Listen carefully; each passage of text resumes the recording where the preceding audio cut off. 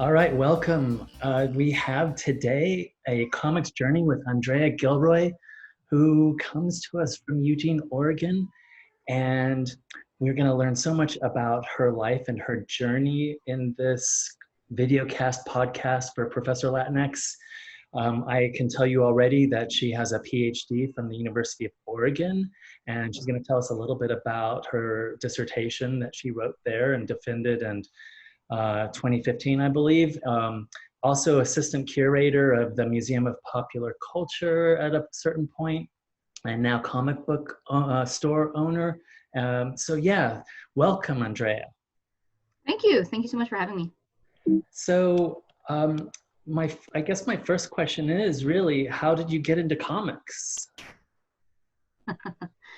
I've sort of included my comics journey in pictures.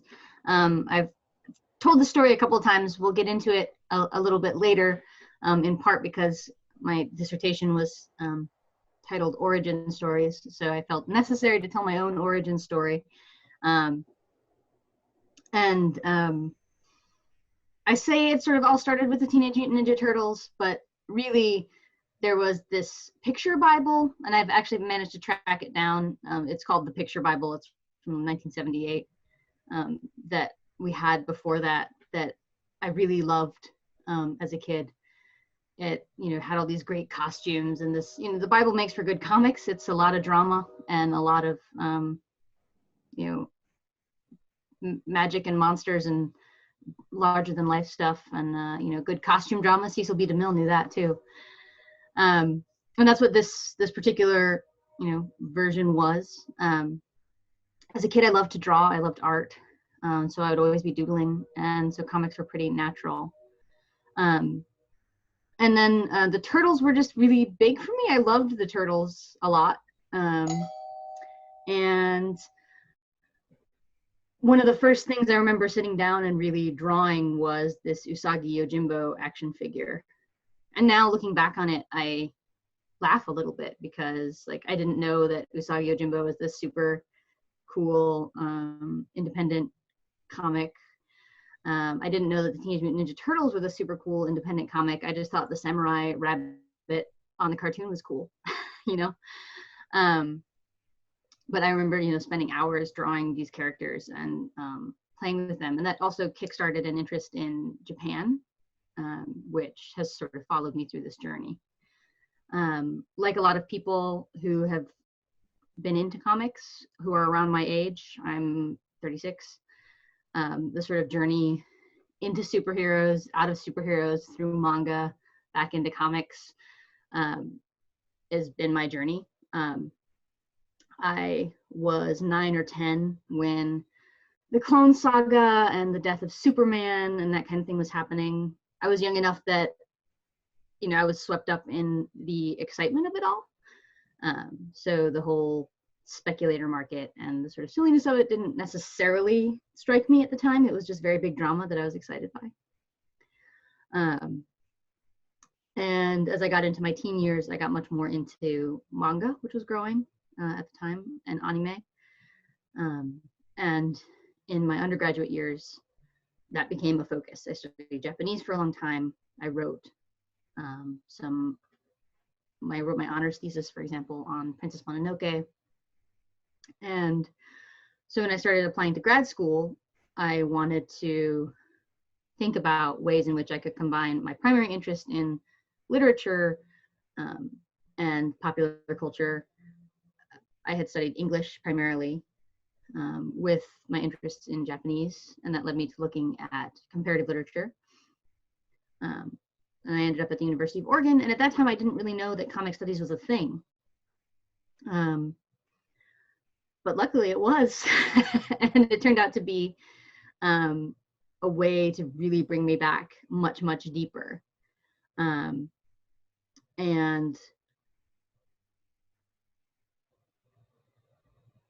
that sort of has brought me back and into a much fuller way. There was a great comic shop in Ann Arbor where I was living before we moved out here for grad school called the Vault of Midnight. And it's been really fun actually getting back in touch with Curtis, who runs the Vault of Midnight, and asking him advice as a new business owner, because he was, you know, my comic shop guy for a while, and we would talk about new books and the new manga and the new stories coming out.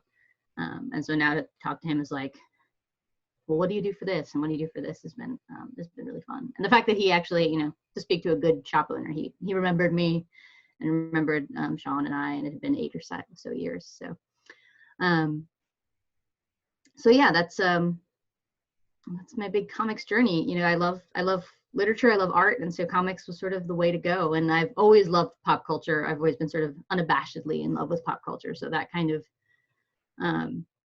that aspect of it never bothered me.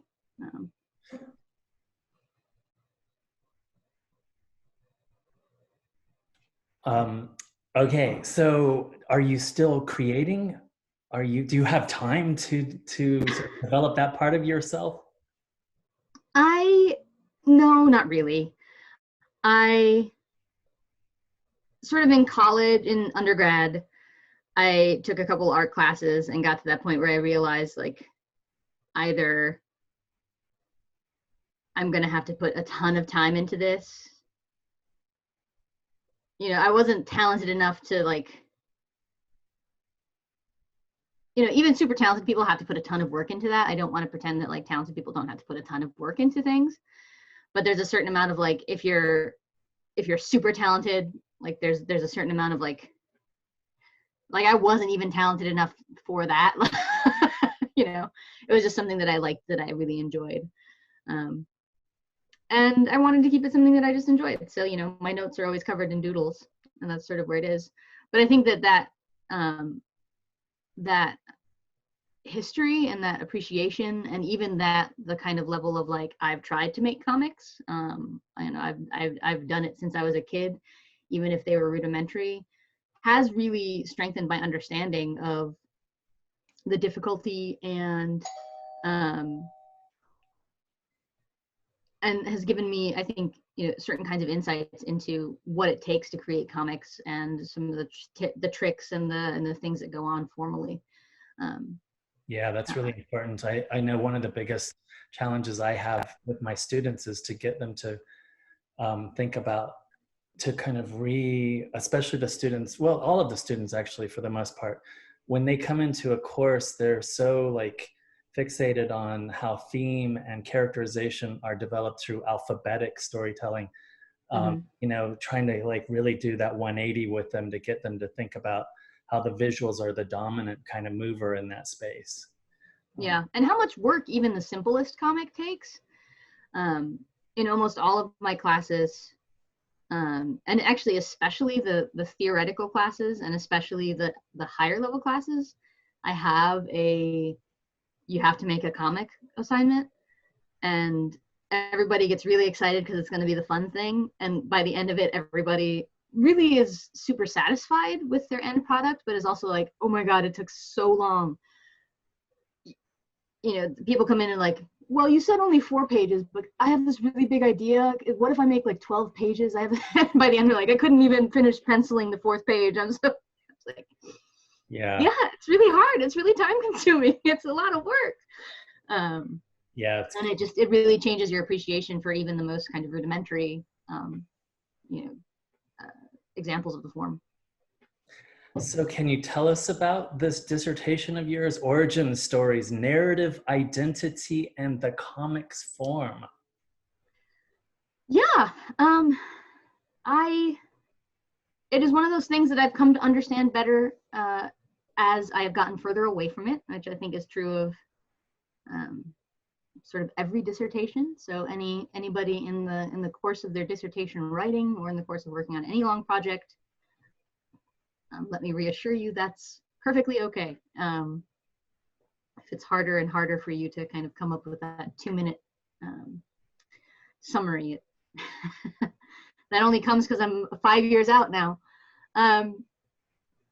Ultimately, it started with the question, why does it seem that comics as a form, as a medium, is so good at tackling questions of identity, even in stories that aren't specifically about identity? ultimately, for example, autobiographies and memoirs aren't necessarily my favorite genre. I think like the most time I spend writing about a memoir is in the introduction, and I'm writing about that memoir because of the way that Alison Bechdel is using the visual depiction of words, not necessarily from the question of like, what is memoir and how is she writing about herself? Although, because certainly a lot of people have written about the question of, how do people represent themselves in comics? That's a huge question. But it seems to me that the question of the representation of selfhood is really fascinating in comics.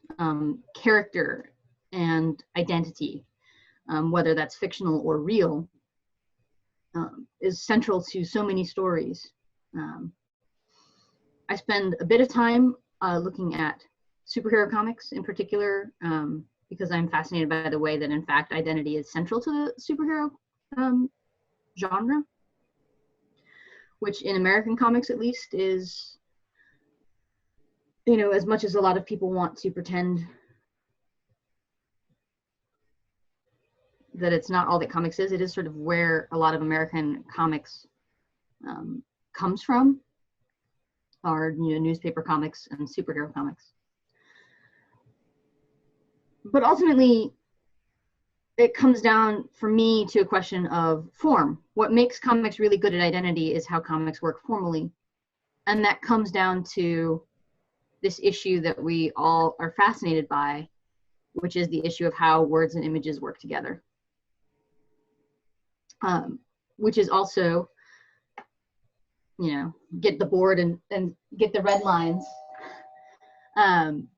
which is also part of how we conceive of ourselves and other people's selves. When we conceive of identity, I argue anyway, or other people's identity, it's through a mix of kind of conceptual notions that are difficult to visualize, things like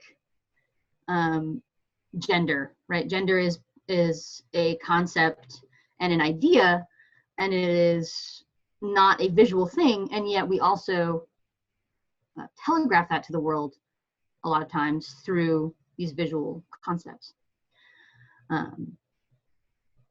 And so comics, in this sort of weird visual mix of word and image, is dealing in the same kind of tension that identity is often dealing with, in which we have these concepts that are ultimately not visual, but the way that we present them to the world and the way that we attempt to actually bring them to the world is in a visual way. And I get into the weeds a lot of times, and I try to get into the weeds about, where do the lines between words and image cross? And in fact, I think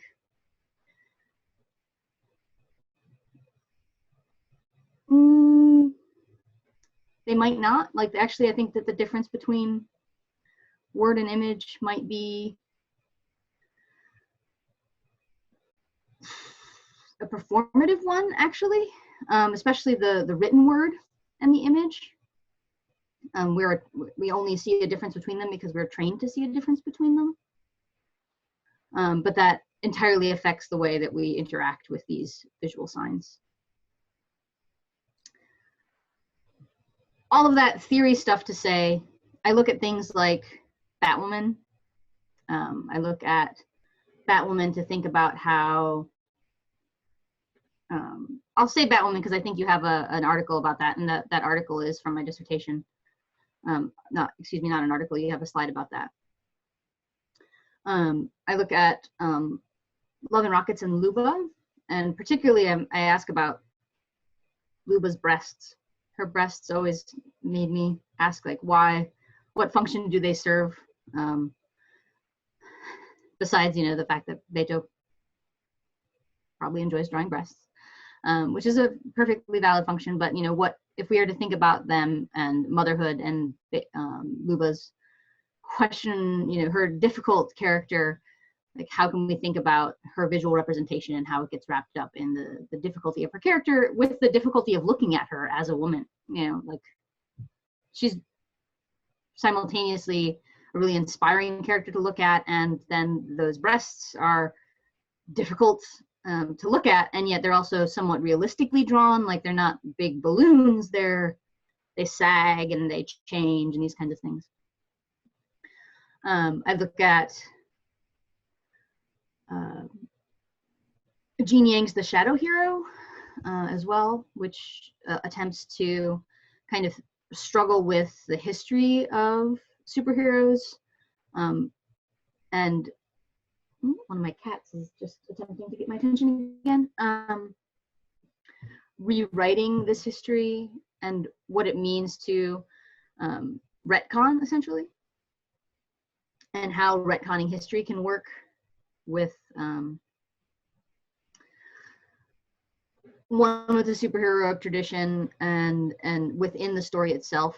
I look at both the original comics that he's looking at, which is these really fascinating golden age superhero that may or may not have actually been meant to be drawn Chinese, and is done so by never actually showing the character's racial features. And he attempts to sort of rewrite this character as a Chinese American hero, and what it means to kind of take those steps. And then the Batwoman piece, which you asked about in the review. So I'll take a pause there. Awesome, I love that. Could we say that comics, through this kind of way that you're really kind of beautifully talking about both the words and the visuals as kind of visual shaping, reshaping, but also in some instances fixing types, but it seems like you're also really like excited about creators who are using this to unfix types. Mm-hmm. Yeah, I mean, I think what excites me is that it's always doing everything. And that the moment that we try to fix it, it slips, which doesn't mean that it's not there. But it means that it's always sort of moving, right? So in the Shadow Hero, for example, this is one of the difficulties. The moment I finished The Shadow Hero by Jean Yang, I was kind of mad because I thought like it was too pat, like it was just too easy. Because he's like, yeah, one of the heroes who looks white sort of takes off his mask and says like, I'm an alien too, and he's very clearly referencing Superman, and so the whole Superman debate comes in, and it's like, oh, it's not the same. It's not. Is it the same? Mm-hmm. And looking at those original comics and thinking about the ways in which like these drawings are both this sort of fixed image that we have that both is and isn't these racial markers, and the difficulty of the history that we have to acknowledge. Like we simultaneously have to acknowledge that this is a white supremacist history that erased the ability to draw this character as Chinese, and yet at the same time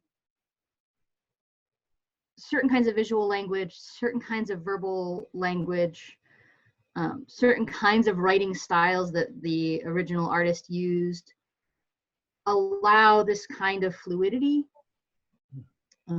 And it doesn't mean that, history wasn't racist. It doesn't mean that the character is Chinese, but it opens up these pockets of possibility and this fluidity that allow us to identify so strongly with these characters and sort of insert ourselves in these ways, not necessarily in that like Scott McCloud, everything's universal way, but in a way that allows us to find these kind of pockets and movements in things that otherwise people might assume are really fixed and sort of one-to-one. I love that. So let me take us right into the epistemology of the phone booth. And this, academic article sounds really smart. I know it is. What is it about, and why comic scholarship? Why is it important? Some people ask me, gosh, why are you devoting so much of your time to this when you could be doing something, serious and important? Well, I mean, I think this is a good article actually to sort of get into that question, because when Batwoman came out, I suppose literally and figuratively, there were so many articles in the news about it, right? Because like, ooh, the quote unquote lipstick lesbian in Detective Comics, and ooh, this big new thing that's happening, and it's a blip on the radar. Ultimately, a lot of people will care for a hot second and be angry on Fox News for like one segment about what's happening in comic books and then not care again. We've seen this happen, especially with the big DC characters more than any, it seems, because they're so iconic and they've been around for so long. But then, to take the time to actually get to know the characters or see what's happening in the books is, that's not going to happen. But these characters in particular, at least for me, and as I mentioned, one of the things that I particularly like to work on are the sort of pop culture comics. These characters are really important to people, and they mean things to people. And to take the time to think about what they mean and what kinds of messages they send us in more complex ways, I think is important. It's important to think about the messages media send us. I think that's true in any time. In this day and age, when I'm doing my "Why are you in a comic studies class" pitch, I think that comics studies as a field is important and useful, because comics are a powerful and a growing medium, a changing medium.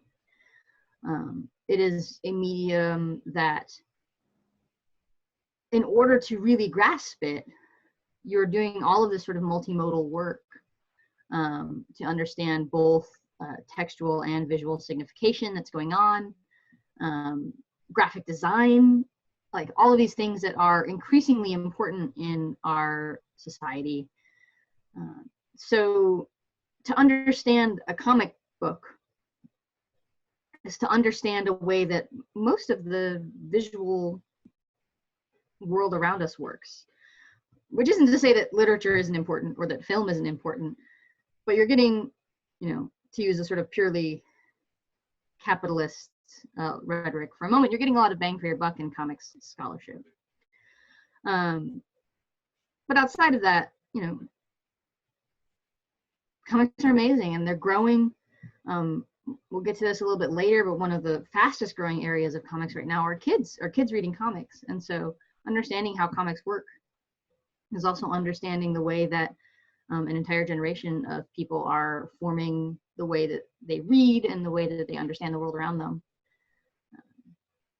Very cool. Yeah, I'm working on right now the second adventure in a kids book series. The first one will be out in June, and it's called The Adventures of Chupacabra Charlie. And unlike you, I don't have any skills whatsoever in the kind of visual areas, but you're vastly overrating my skills.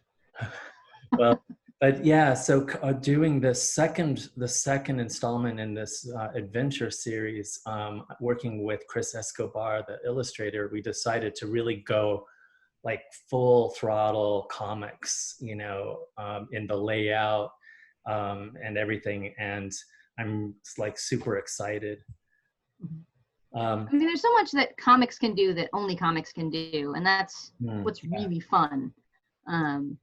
Yeah, there's something there is okay, don't get me wrong, I love illustrated kids books, and I love the way that they ask us to kind of pause and absorb, and you see the little guys, like noticing details every time that, you know, we read through them. And by the way, you know, God, like a million times isn't enough, right, to read through.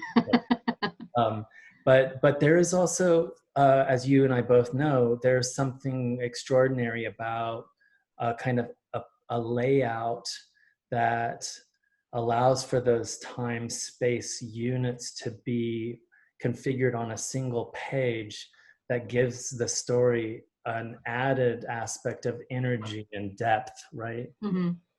Yeah, But absolutely.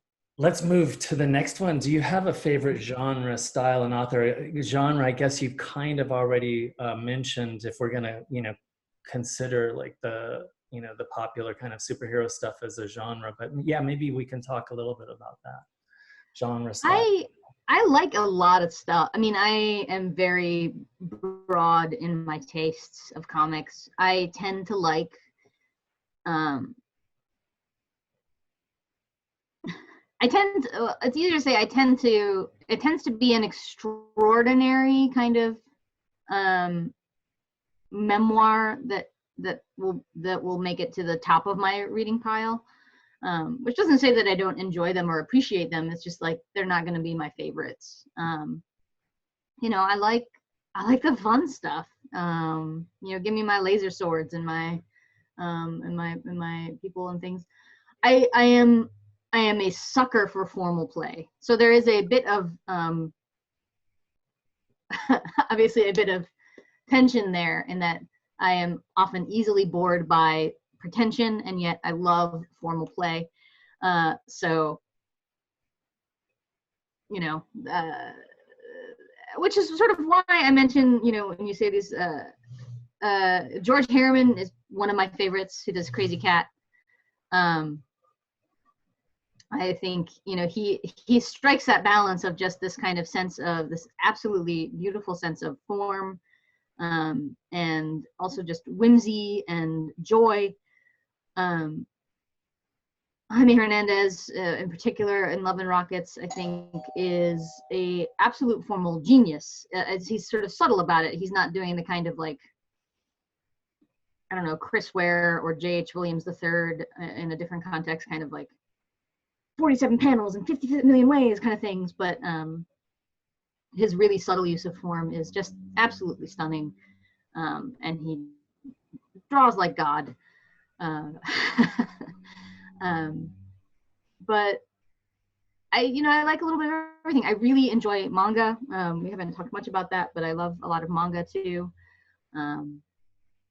Although I'm a bit out of date, it seems to, if you pause for like a moment in manga, it's just whoosh and it's gone. You come back and you're like, wait, where did it go? Like everything I knew is gone. But that seems to also be true of sort of mainstream superhero comics too. So. How would you respond to comic studies is so US centric? And of course, this is your image here. So Yeah, it's absolutely true. It's so true. And as I mentioned briefly, I suppose that was a good segue. I'm very interested in manga, just due to the difficulty of Japanese language issues. You know, I can't, the difficult, and not only the difficulty of Japanese language itself, but then manga uses a lot more colloquialisms and sort of informal language that goes beyond what they teach you in, you know, if you're not, you know, in classes. So it's very difficult to read manga out of translation, even if you've been studying it for a long time. And like traditional Japanese departments within universities are quite traditional. And seems to be true of a lot of actually language departments. They tend to be a little bit more traditional. So the comic studies stuff doesn't tend to get into them as much. So most of the comic studies work is coming out of either English departments or maybe art departments. And they're focusing on stuff that's either in English primarily or entirely in translation. So we're just getting a lot of US stuff, and it's really a shame. I mean, one of the benefits that I've had doing my dissertation and my graduate work in comparative literature, and in a comparative literature department that really embraced the kind of more modern version of comparative literature that wasn't just like, well, you can only study English, or, you know, English, French, German, and Russian, and, you know, you have to do everything and translate, you know. It was much more kind of open version of comparative literature that also was thinking about interdisciplinarity and, you know, intermedia and intermodal forms and that kind of thing as well under the comparative umbrella.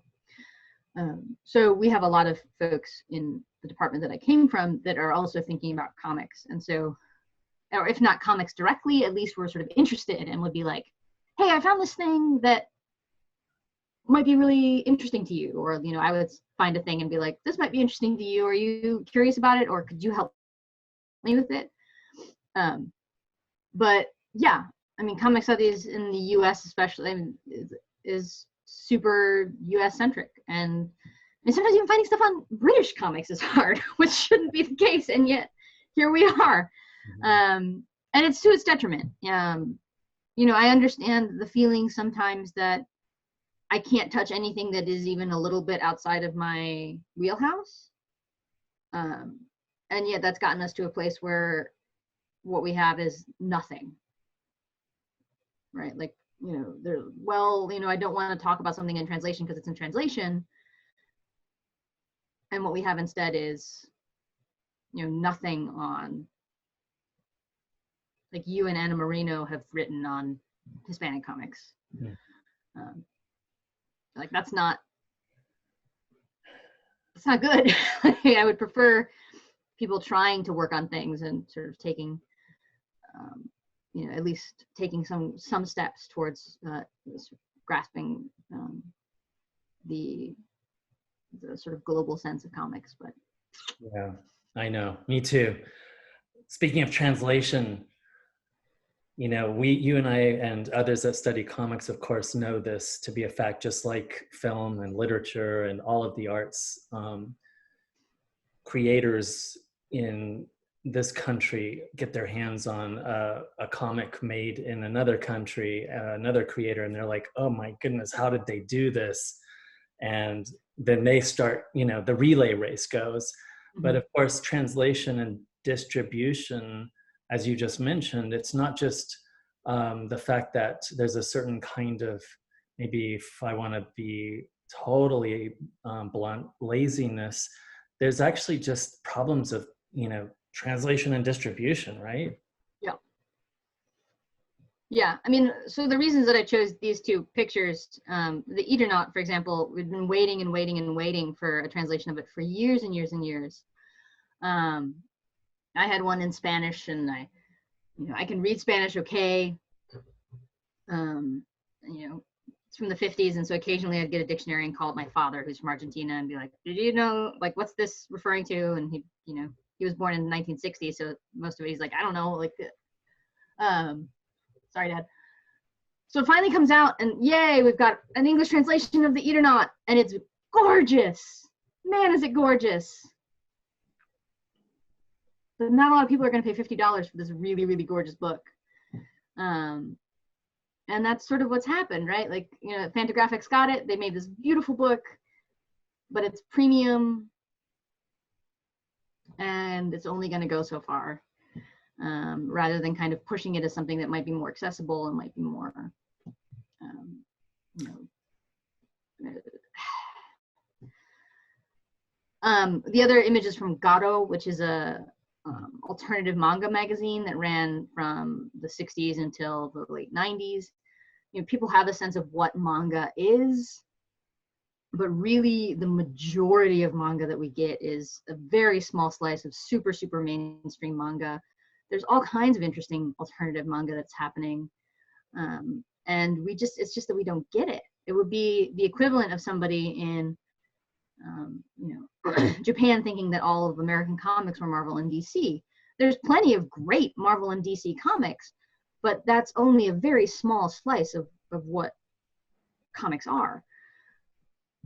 You know, there have been people trying to do small things. Again, Fantagraphics has put out a couple of things recently by more either historical figures or alternative figures, but they're more expensive. They're small print runs. So it's not only that, as you say, like very few things do get translated, but then also when they do get translated, it's much harder for people who want to read them to actually read them, because smaller numbers, higher costs, and these kinds of things. And yeah, I don't know. It's hard to fix. It's like I'm having a conversation with myself right now. My head keeps bobbing the whole time. And I think the the Osterheld's Lopez, I think it went, like, I think Fantagraphics didn't reprint it. Like, I think it's out. I don't think you can go to their website and get it anymore. But anyway, you and I and others are out here doing the work to make sure you, in fact, have your bookstore going. So, hopefully. I managed to get one for the bookstore, so there's at least still some in Diamond. Okay, good. Okay. Well, let's move on. Where is the heartbeat then in comic studies? Comic studies, So like, where do you see like the real energy? I know you wrote on origin stories. You've written on the epistemology of the phone booth. But yeah, where do you feel it being kind of alive? To be completely honest, I've been a little bit out of what's been happening in the last like 2 years or so, as I've been sort of transitioning out of being a more full-time academic. So, and that, for comic studies, that's a lot of time. But what I do know about comic studies is that it's a very vibrant field with a lot of change happening. There's a lot of young people doing a lot of exciting work, and who are willing to,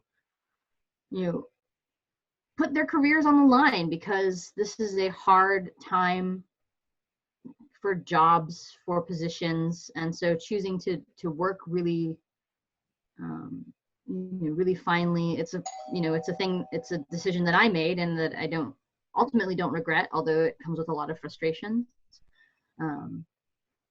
Choosing to really throw your lot in with comic studies is one that might mean that you're going to have less options. But that means that you have that passion and you have that drive and you really believe in the field and the medium. I could name, a lot of young scholars. I was just talking today with, Josh Copen and Jeremy Carnes, who are finishing up their dissertations in all of this, right in the middle of all of this. And, they're brilliant. There's a lot of brilliant folks. Names, of course, are escaping me. I think of Jeremy and Josh because I just talked with them today. But definitely the things that are exciting me are a lot of, and of course I just named 2 guys, but a lot of young women scholars coming up and taking the mantle. Scholarship in general, academia in general, is a lot of guys and a lot of white guys. Comic studies, possibly even more so. But a lot of young women scholars, a lot of people of color.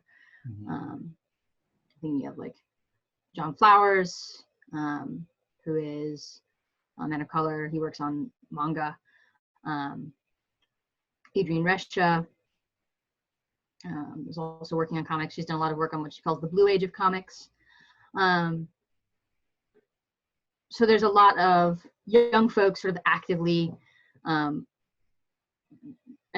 very purposefully wanting to drive the conversations. And that's really exciting.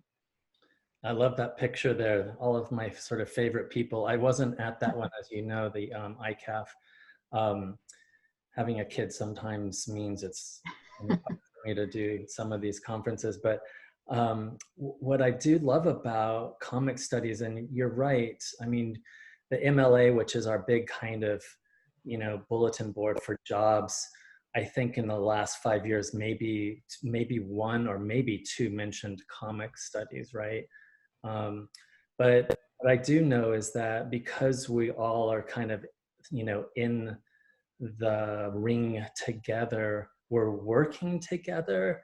And I've never really seen, um, I haven't, I've never actually seen, except for maybe Mark Singer's book, Breaking Frames, right? Where, people are meeting, like we kind of love each other and Yeah. support each other. And we're also very much like with the creators. Like that one's Hmm. awesome because, you're there with Jaime and, we go to like the conventions and you have a bookstore and it's like, what better space could there be to feel totally enriched as a scholar than to see how your work matters like in the minute, Yeah. Yeah. And I think it's really exciting. And I mean, I'm sure that that this happens to a certain extent in film with like small independent film, and there's a certain amount of it that might happen in literature with certain kind of smaller authors and things. But comics artists are like super accessible, and most of them, comics creators, really like 98% of the comics creators that I've met are just wonderful people. And that's true of comics scholars as well. And so, and comics retailers are just pretty much happy to do, they're like, cool, you want to buy some books? Like, I'll help you buy some books. Let's go do this. So there is a real sense of kind of community and between all of the kind of aspects of the comics world, from scholarship to creators to retail, that it is really really lovely, and it is, yeah, it's not the kind of thing that I get the sense happens in a lot of other fields, and it's really nice. Thank goodness for comic studies. Yeah. So creation, and I think the vital sort of space of comics creation, you started to kind of move in that direction already, but yeah, I see you've got some of my favorites here as well, so maybe you can tell us a little bit about this. Yeah, I mean, there are obviously great creators everywhere, but the reason that I chose these three artists, Tillie Walden, artist creators, Tillie Walden, Jen Wang, and Noelle Stevenson, is that what I was sort of seeing between them is a mix of the way that they both rose and came to fame, the way that they're using their sort of newfound fame, and the kinds of books that they write, seems to be a model that is being very successful and like just good for comics. Noelle Stevenson and Jen Wang were very online for a very long time. Did a lot of their work. Nimona, Jen Wang was also part of like a group called Pants Press back in the day, which included Dylan McConis, who's also could be on this list, and Vera Brogsol, who could also be on this list. We're posting online comics and getting a small following that way, and then spend some time in art school, and then create these beautiful comics as parts of anthologies. And then now they've got these big books. Tillie Walden's a little bit different. She didn't do as much online, but then one of her big books recently on a Sunbeam a couple of years ago started as a webcomic. So she's also kind of balanced this building through anthologies, building through the kind of grassroots independent world, but also building an audience online.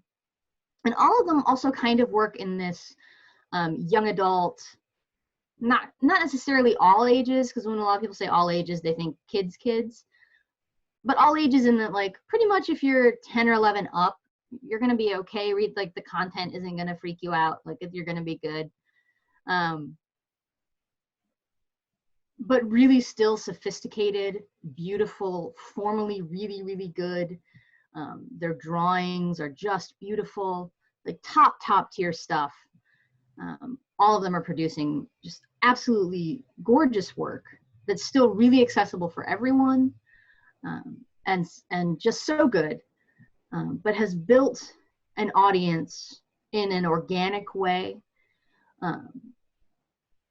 And it's really beautiful. And like as I sort of mentioned it, other names have popped up and come around. And it speaks, I think, also to the way that the comics readership audience is changing. You've got a younger audience, a lot more female, non-binary, queer folks coming in part because of that more organic audience building, in part because of the audience building that's coming from online as well.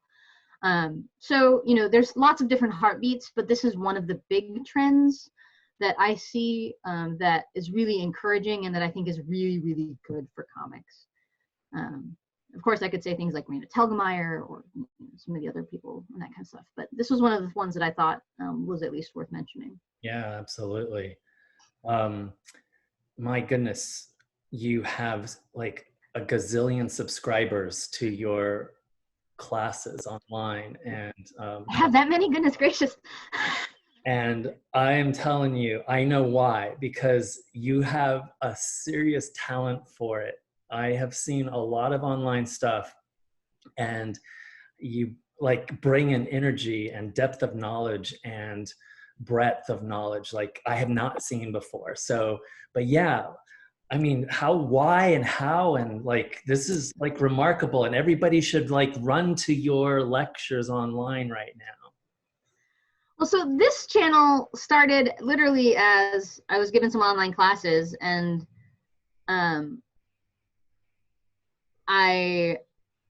I've tried to take online classes before, and I'm somebody who I like learning. I do this kind of stuff for fun, but online learning is really, really hard, especially when for a lot of things, you know, people just kind of sit in front of a lecture or sit in front of a computer and just talk for a long time about, you know, when they try to sort of replace the lecture with just a thing. So when I knew I was going to do an online class, I figured, okay, like I have to not do that. Like that can't work.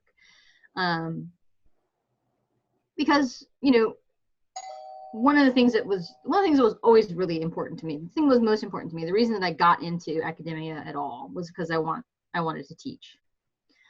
And so if I was going to teach online, I was going to do it right. And in a way that, you know, would be the most accessible and would be, you know, would get the information across.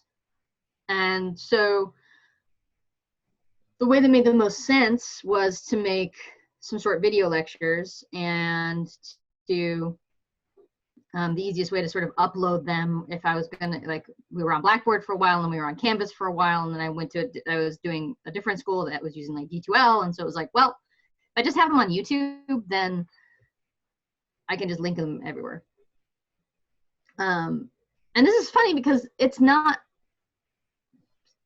like this particular channel isn't, I never did any advertising or anything for this channel. I've never done anything. It's just, people just stumble upon it and follow it. And this particular channel, I've tried to do all the advertising for Comics Crash Course, but it doesn't have nearly as many followers. But this one's been around for a little bit longer, so. Build it well and they will come. So tell us any surprises in your adventure of teaching comics online or otherwise? Oh, I mean, this is always a hard question because, you know, it's about sometimes those personal interactions, and you know, you never know how much you want to tell and those kinds of things. I think some of the things that surprise me the most are what works and what doesn't work.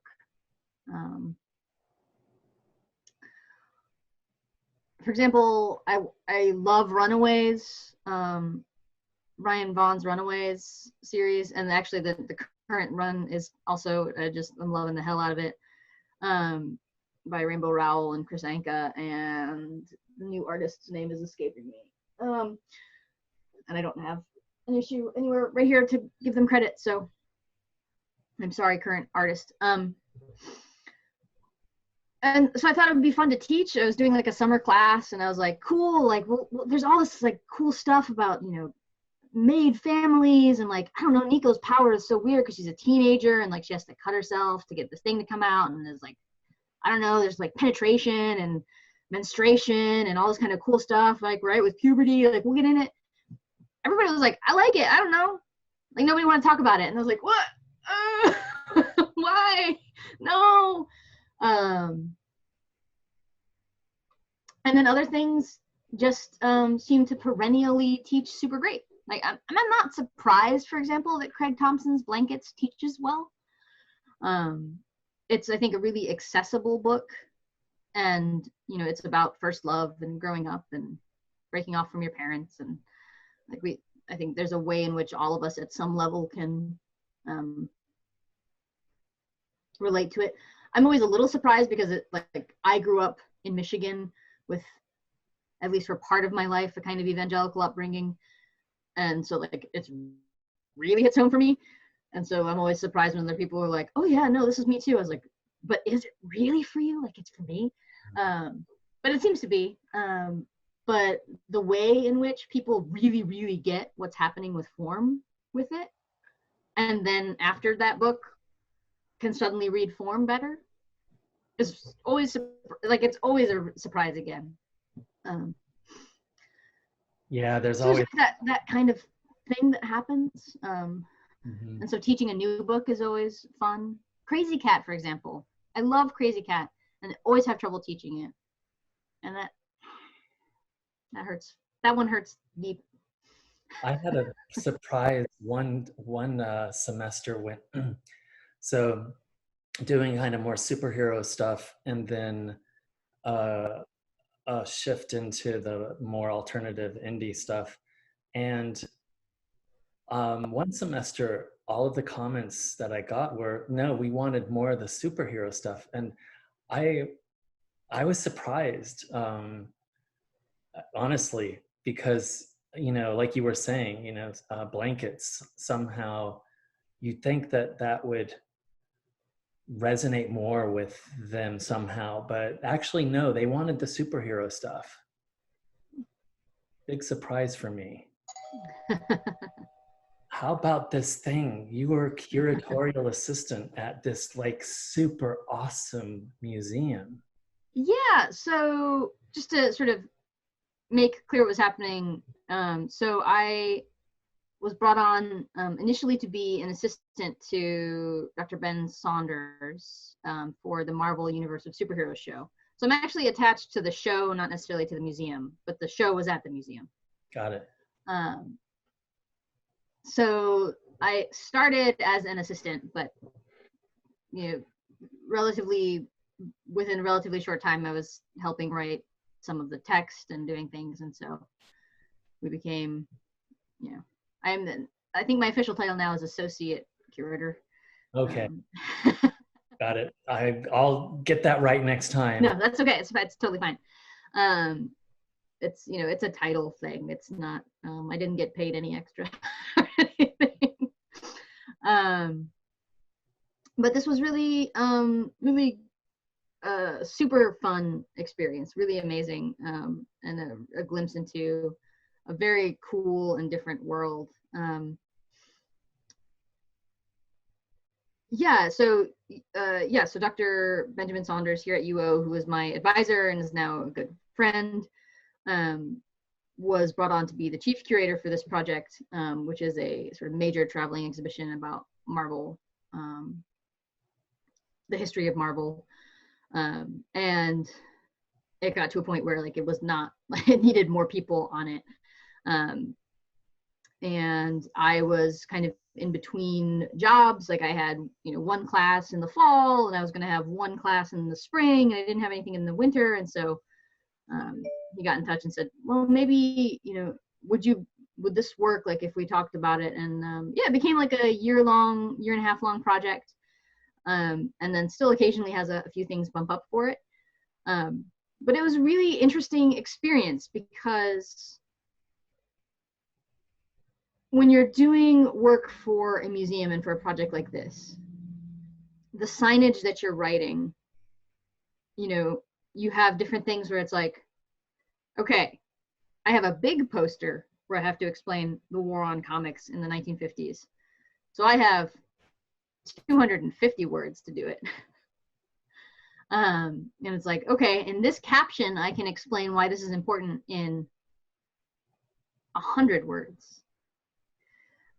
Because, you know, if you expect people wandering around a museum, most of them don't read it at all. And the people who do read a lot of this extra material are, you know, they're not going to read very long because there's so much to see. And so you want to make sure that you're getting out accurate information very quickly in a way that's super, super accessible. And it was really difficult, really difficult, especially when you're like, okay, Secret Wars, 100 words. Okay. Okay. But it was also really satisfying for me because one of my great frustrations in academia is always the kind of the tendency to be kind of obfuscatory and sort of highfalutin in language. I'm somebody who really fights for kind of like, let's be as accessible as possible. So doing a kind of project that was like, let's take all of this knowledge, let's take all of this understanding, let's make not just historical facts and you know, how did Spider-Woman become Spider-Woman, but also like, how do comics work? Why is original art important versus this, you know, big copy of a poster? Those kinds of questions. How did, you know, the communist, you know, the Red Scare of the 50s and 60s affect the creation of these characters and this kind of stuff? Those kind of more academic-y ideas, really accessible in a way that people enjoyed. That was really, really fun as well. And then getting to see people actually like walking through the museum and stopping and reading the different captions and being like, that's the one I wrote. That was like, you know, people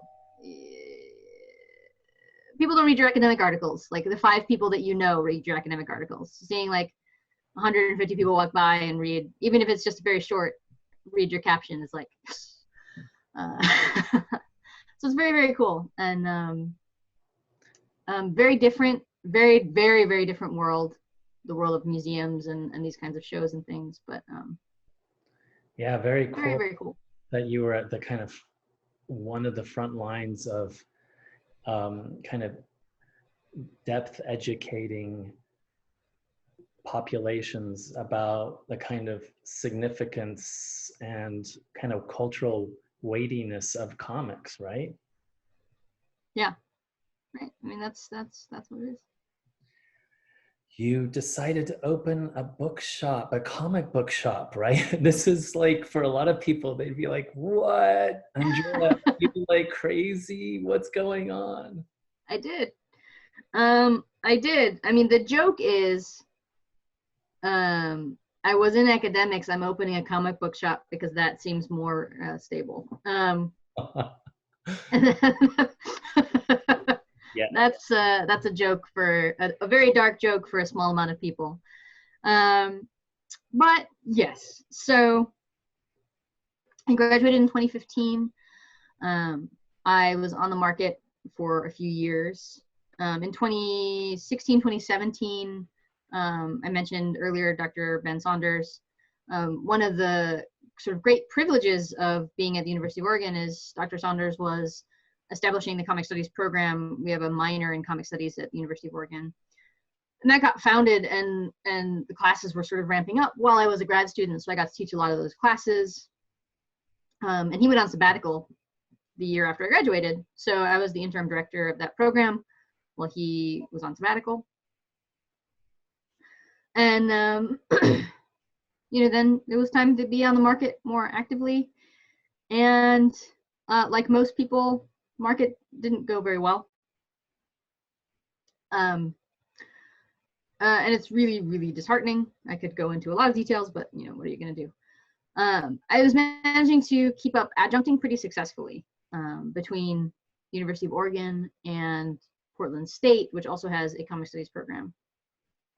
And Portland is about 2 hours north of Eugene for people who aren't here. So, if I'm going up and teaching once a week, it's not that terrible of a commute. But it's really unstable. And when you're adjuncting, you don't know if you're going to have a job. You only know you're going to have a job 3 months at a time. You don't know if you're going to have it, except maybe 6 weeks before you have it. And it doesn't pay very well. But it's something that I really, really loved and was passionate about. I was supplementing it with some of the curatorial work. But as that began to sort of dry up as well, it just was very, very stressful and existentially difficult. My friend Katie Proctor owns Books with Pictures in Portland. She opened it 4 years ago now. And we had been talking just kind of in passing, and she mentioned, hey, if I ever opened a Eugene location, I think you should manage it. And I was like, let's put that on the back burner, actually. Because this is a town, Portland, for people who don't know, is a huge comics town. We have Image, we have Oni, we have Dark Horse, as well as, because of Dark Horse in particular, has been here for a really long time, before Portland was Portland. And that meant that a lot of creatives live out here, which meant more creatives lived out here, which meant more creatives lived out here. Eugene is very nearby with Portland State and University of Oregon. We've got these big comic studies programs. So and then in Seattle, we've also got things, and we've got Fantagraphics up in Seattle on the I-5 corridor. So a lot of my connections are also out here. Plus, we really like it in Eugene. It's a nice place to live. So we decided this town could use a comic shop. It's got a couple of shops, but it doesn't have one a lot like Books with Pictures, or like Vault of Midnight, which I mentioned earlier, which was our shop back in Ann Arbor, which is a newer model of a shop. When a lot of people think of comic shops, right, they think of big, long boxes, a lot of back issues. When you go in, maybe somebody looks up and kind of grunts at you, and maybe they're not mean, but maybe they're not necessarily the most trained in customer service. Events, what events? You just come in on the days and pick up your back issues and that kind of thing. But what Books with Pictures does is they have new comics, they have weekly comics, but really focusing on new readers, large kids section, good manga section, lots of trades, regular events with creators, regular reading groups. It's bright, it's clean, it's, everybody there is trained to be super friendly. A really encouraging, kind model. And there wasn't anything like that in Eugene. And between my connections and some of the work that I've done, honestly, getting a PhD is a lot of data management and keeping all your ducks in a row. So I was like, I think I can do this. And we started looking into it and doing the numbers, and then we were like, actually, I think I can do this. And so last January we started the process, and we opened 3 weeks ago. The timing's not great, but the community's been pretty good in responding to it, and we already had some good things going. But yeah. And so for our viewers, what is the website for Book with Pictures there in Eugene? Yes. So it's Books with Pictures, EUG. So the first 3 letters of Eugene.com. And that's the website for our shop. And so if you'd like to give us some support, you can buy some comics there. We also have Facebook, Twitter, and Instagram. We do a lot of updates there. And that has links to another site that we have a cool thing, I think, there. If you don't know what you want, you just want us to send you some stuff, we have a couple of different price options. And you shoot us an email and say the kind of stuff you like, and what you have or don't have, or what you don't like, and we'll send you a box of books. That's a really long URL though. It's a My Shopify site. So, but if you go to the Facebook page, we share that link a lot. And yeah, so we've got those kind of places, and we'd like to send you some comics. Yeah, this is the time to support. Any advice for future gens, comic scholars and readers? I know we've, on this journey that you've taken us, you yourself have been, there have been a lot of ups and downs that you've shared with us. Yeah, maybe there's some little nibbles here. Yeah, I mean, I think the question that I get asked a lot is if I regret it. And I honestly do not. It's been hard, and I'm sometimes angry at the state of academia and the way jobs and grad school and things, but I don't think that that's unique to comic scholarship. And I certainly don't think that I would have been any happier or better off if I had, you know, gone ahead and studied post-war American literature or whatever and just written a chapter on comics. I probably would have been in the same place, only I would have spent a lot of less time writing on things that I liked. But being really aware of the, you know, the realities of the world is important. I mean, but it's also difficult, right? Because in order to kind of finish, you kind of have to think of yourself as an exception. It's just so difficult and so tenuous. But we're all in that boat, and know that everybody's in that boat. And there's so much good support out there, both amongst your colleagues who are your same age, even if they're not in your school. And also, I think pretty much everybody who I've interacted with is fantastic. So if you write an email to somebody who's written a book and you liked it, they're probably going to be super great for you, and want to help you and give you all sorts of resources and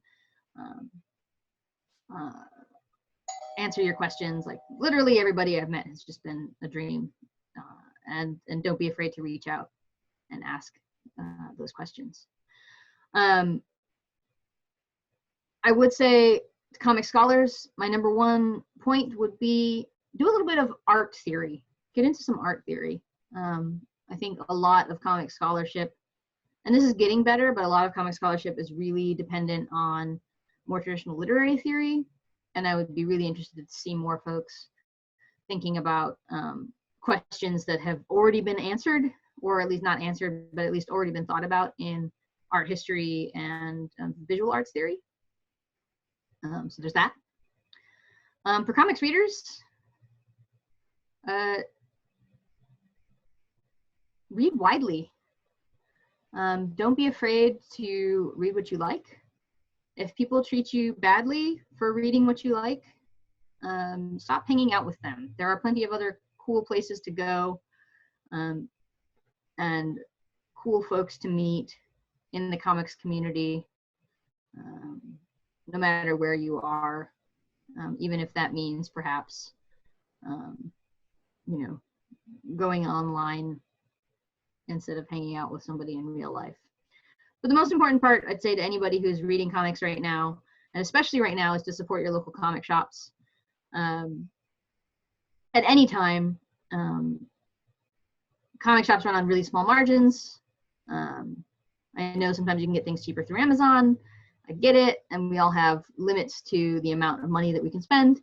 But if you can, supporting a local comic shop is really important, and can help save their bacon. So find out if a comic shop near you is maybe doing free delivery or free curbside pickup, and throw a couple bucks their way if you're bored and need some new reading material. Thank you, Andrea, so much for sharing a little part of your journey with us with this Professor Latinx video cast, and we will support you. Thank you. No problem. Thank you for having me.